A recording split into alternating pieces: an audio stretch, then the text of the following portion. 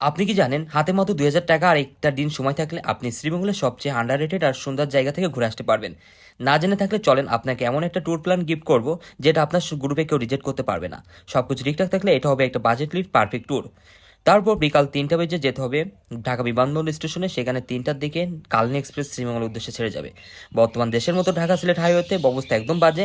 ৩৯৫ টাকা খরচ করে যেতে হবে শ্রীমঙ্গল। রাত ১১টায় আমরা শ্রীমঙ্গল নামার পর রাত ১১টায় শ্রীমঙ্গল পৌঁছানোর পর আমাদের প্রথম কাজ হলো খাওয়া দাওয়া করে নেওয়া। স্টেশনের পাশে একটা হোটেল যেটার নাম হলো সুরভি রয়েল ক্যান্টিন। আমরা এখান থেকে একটা প্যাকেজ নিলাম। প্যাকেজের দাম ছিল ১০০ টাকা। প্যাকেজের ভিতর ছিল ইনক্লুড ১ প্লেট ভাত, সাথে ছিল কই মাছ দিয়ে পেঁপের তরকারি। খাবারের মান মোটামুটি ভালো ছিল বাজেট হিসাবে, যেহেতু এটা বাজেট ডেবিট ছিল জন্য সবকিছু আমাদের বাজেট করে খেতে হয়েছে। আমরা আমাদের হোটেল থেকে সকাল ৭টায় বের হয়ে নিচে থেকে একটা অটো ভাড়া করলাম ৭০ টাকা দিয়ে, যে আমাদেরকে নিয়ে যাবে গ্র্যান্ড সুলতান টি রিসোর্টের আশপাশে ঘুরিয়ে দেখাবে।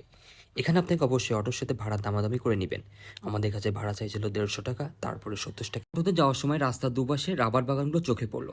অটো থামিয়ে পাহাড়ের টিলায় উঠলাম রাবার গাছ দেখার জন্য। লাইফে ফার্স্ট টাইম নিজের চোখে রাবার গাছগুলো দেখলাম। এখানকার রাবার গাছের যারা রাবার সংগ্রহ করে তারা খুবই সাদাসিধে মানুষ। আমরা যে হোটেলে ছিলাম সেই হোটেলের নাম ছিল ইউনাইটেড আবাসিক হোটেল। এটা শ্রীমঙ্গল বাজারে ছিল।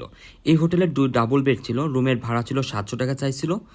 ১,০০০ টাকার ভাড়া দামাদামি করে ৭০০ টাকা রাখছিল লাস্ট। এটা শ্রীমঙ্গলের পথে পথে পাহাড়ি আনারসের ছড়াছড়ি। শ্রীমঙ্গলে এসে আমরা আনারস খাবো না তা তো হবে না।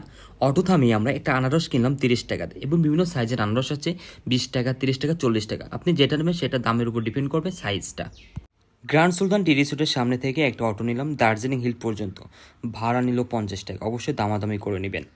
এখান থেকে পৌঁছানোর পর ওখান থেকে আমরা লোকাল ট্যুর গাইড নিলাম, যাকে আমরা পুরো দিনের জন্য ভাড়া করছি ৫০০ টাকাতে। সে আমাদেরকে পুরো দার্জিলিং হিলটাকে পুরো এক্সপ্লোর করে দেখাবে, কারণ এখানে বিগত কিছু সমস্যার কারণে দার্জিলিং হিলটা পুরোপুরি পর্যটকদের নিষিদ্ধ রয়েছে। যার জন্য আমরা ওখানে এটা লোকাল গাইডের সাহায্যে পুরোপুরিটা ঘুরে দেখলাম, এবং উনি আমাদেরকে দার্জিলিং হিল এবং লাল টিলা পাহাড়টা পুরোপুরি দুইটা পাহাড় আমাদের এক্সপ্লোর করে দেখাবে।